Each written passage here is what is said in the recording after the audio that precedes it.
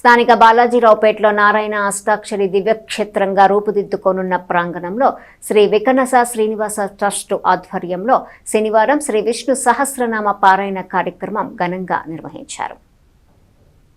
తొలుత శ్రీ వెంకటేశ్వర స్వామి వారికి, శ్రీ పంచముఖ ఆంజనేయ స్వామి వారికి భక్తులు భక్తి శ్రద్ధలతో పూజాది కార్యక్రమాలు చేశారు.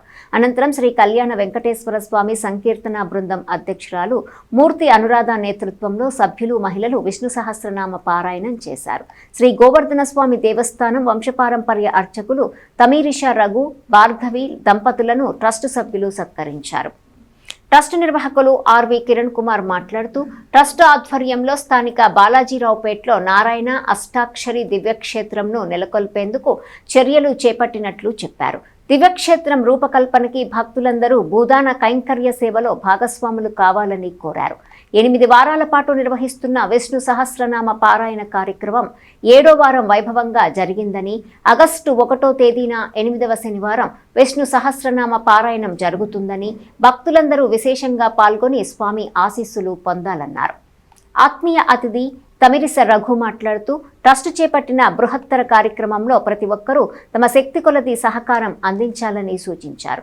కార్యక్రమంలో ట్రస్ట్ ఎగ్జిక్యూటివ్ కమిటీ సభ్యులు మూర్తి వెంకటేశ్వరరావు, ముడుపల్లి చంద్రశేఖర్, గుడివాడ బాలకృష్ణ, జంధ్యం రామారావు, ట్రస్ట్ జీవితకాల సేవా సభ్యులు అంబటి శ్రీనివాసరావు, మాజేటి వెంకటేశు, రొంపిచెర్ల సురేషు, బచ్చు లీలా ప్రసాదరావు, గోలి సోమశేఖర్, కాలేపల్లి రాజశేఖర్, సభ్యులు, భక్తులు పాల్గొన్నారు.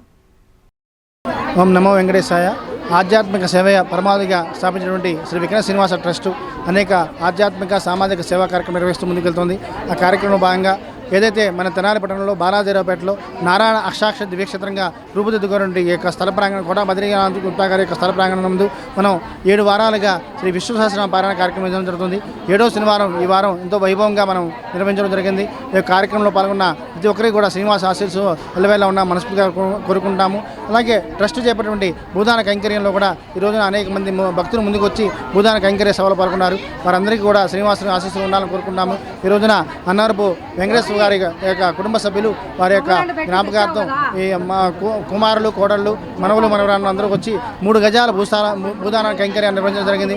అలాగే అనేక మంది భక్తులు ఇదిగా వచ్చేసి దాదాపు ఒక 40 అడుగుల భూదానాన్ని మనకు ఈ రోజున అందజేయడం జరిగింది. ప్రతి ఒక్కరూ కూడా ఈ యొక్క భూదాన కైంకర్యంలో పాల్గొని స్వామి ఆశీస్సులు పొందాలని కోరుకుంటాము. త్వరితగతిన నారాయణ అష్టాక్షరి దివ్యక్షేత్రం రూపకల్పనకు సహకరించమని కోరుతున్నాము.